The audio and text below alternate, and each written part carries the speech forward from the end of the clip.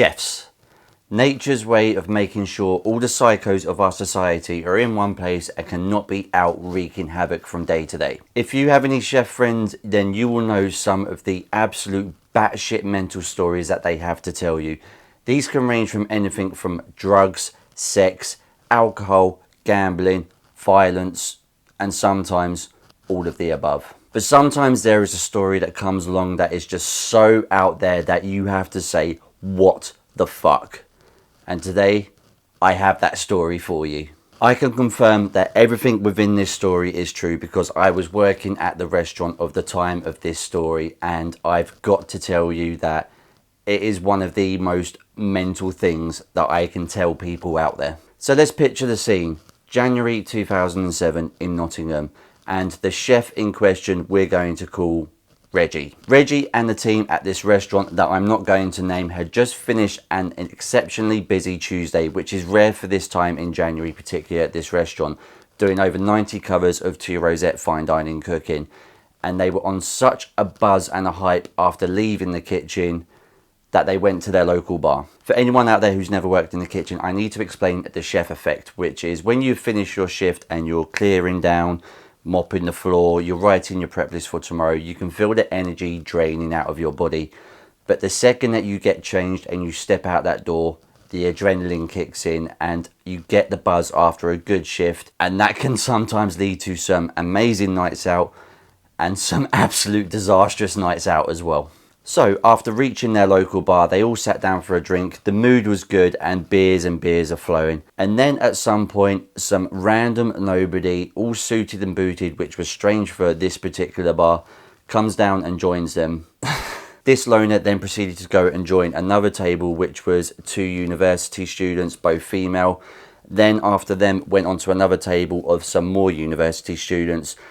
And after he went to the toilet, all 3 tables looked at each other and asked, "Is this fucking weirdo with you?" And you know, he wasn't. This actually brought the 3 groups of people together as they had a good laugh about it. This loner then came back and he was being a bit of a pain in the arse. So Reggie said, "If I can beat you in a wasabi pea eating contest, you can fuck off and leave us alone." Wasabi peas are a bar snack in England. It's just dried peas, you know, covered in wasabi. And for anyone who doesn't know what wasabi is, it's essentially a spicy Japanese mustard horseradish kind of hybrid. You need to remember the wasabi pea eating contest because it was a glass that was bigger than this mug full.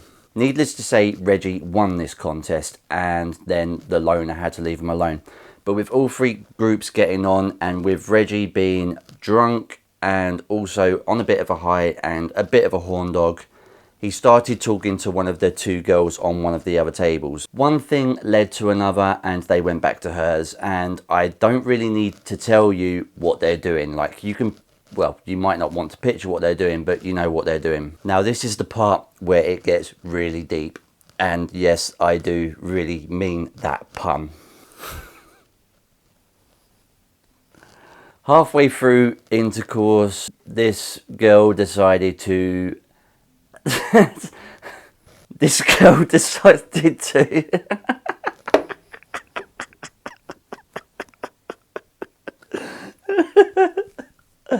girl decided to stick a finger up his bum.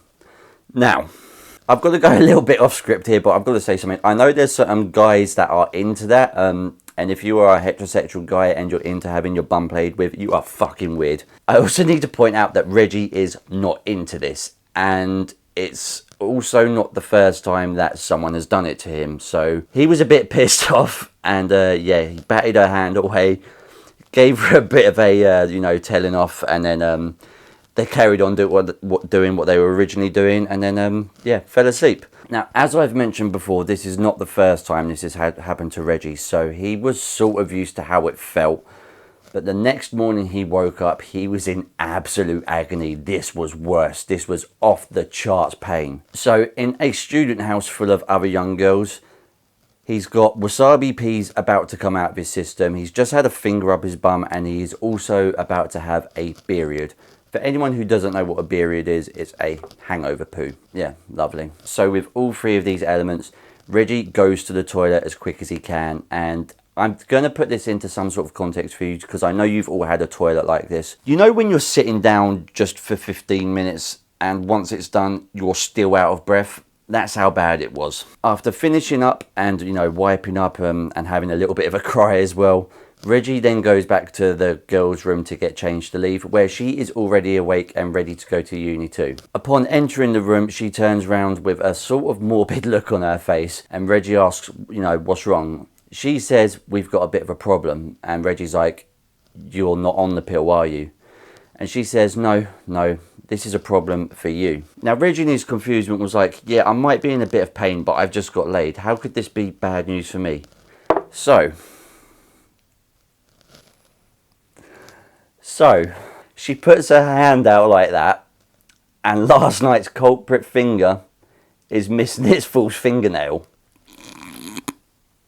Have a guess where it was. Now, Reggie was supposed to work, but he's got something inside of his body, so he has to go get it out, and he hasn't quite got the fortitude to ring up work and tell them, so he just doesn't tell work. The walk from the student house to the hospital is normally about 20-25 minutes, but because of the fact that he had a foreign element up his rectum, it took him about 2 hours to walk there. After finally reaching the A&E, he approaches the glass, trying to keep his voice down, but there's no way he can, you know, the poor little old lady behind the glass, you know, asks, you know, what's the problem? And he just says, I can't lie to you about this. I've just got to be open and honest. I've got a false fingernail stuck up my arse. The poor nurse behind the counter does manage to keep some kind of decorum and professionalism, but you can tell she's finding it quite amusing. So they go through the details, what's your full name, where do you live? And then she asks the question, mother's maiden name. Now, when you go to A&E and the subject of your pain is your rectal cavity, you know, where certain substances come out, what's the last colour you want to associate with and what also happens to be your mother's maiden name? Brown. The woman behind the desk went into hysterics for about 5 seconds before composing herself, and even Reggie saw the funny side of it. You would have thought that this was the end of it. No. He's quite effectively taken into a treatment room because they have to get this out of his body, and he can't tell you what they used to get it out of his body because he was face down during the procedure.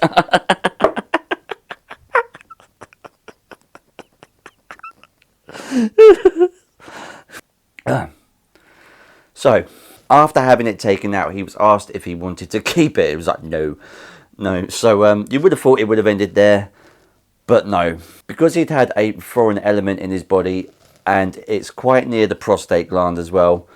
But I'm not sure if the doctors were taking the piss just to add to his embarrassment for this day. Because there was something in there which could have been scratching and causing damage, he had to provide a stool sample, a urine sample, and a semen sample. Now, of course, he's had sex the night before, so he's not producing a lot, so masturbating into a small glass, there's your pathetic amount of semen. You want a urine sample from me? I'm hungover. Here's a glass of cloudy, sunny delight. You want a stool sample from me? I've got a period, so here is a glass of chunky gravy. After Reggie had to do all of those 3 things into some small tumblers, he then had to hand them to a fucking attractive nurse. After being discharged, that's such a bad word. After being discharged, Reggie finally made his way back to his apartment where he had missed calls galore, and he actually nearly got fired from work because he had to go to hospital to get a false plastic bodily extension surgically removed from his cornhole. He kept this quiet and took the punishment from work until he eventually let it slip one day on his 21st birthday when they were all ripping into him for having a day off for being just hungover, and in a drunk fashion he blurted them and told them what actually happened, and since then it has become the stuff of legend wherever he has worked. Now, we've all had a good laugh at Reggie's expense, and that was the end of the Fingernail Tale, but there is one more kicker for you guys, and if you haven't figured it out, I am Reggie.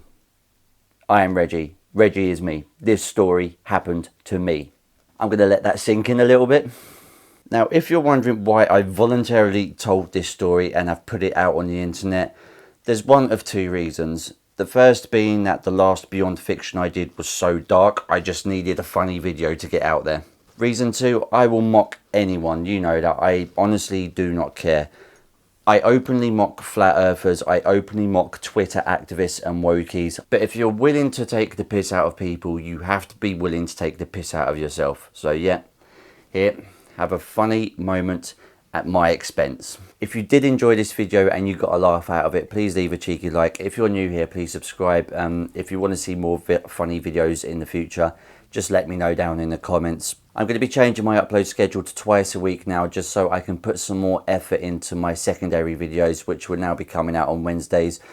I'll be talking about that in the next video, but let's just, yeah, I'm going to be doing 2 videos a week now because it's going to be beneficial to me and to this channel as well, without me putting out, you know, quantity over quality. I want to do better videos, so yeah, I'll be doing it 2 times a week. I do have a couple of collabs coming up as well, one with my buddy DW Sour. I'll be talking about that a little bit more in the future, but yeah, there's a few changes coming on this channel. I'm still figuring out, as I said, but 3 times a week isn't really going to work out for me, so I can put some more effort into my secondary videos now.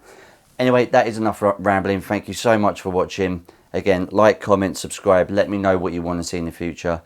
And I might have some more funny videos for you regarding stories of not just myself, but other people I know. I'm still holding my hands out. As always, much love. Take care. Peace.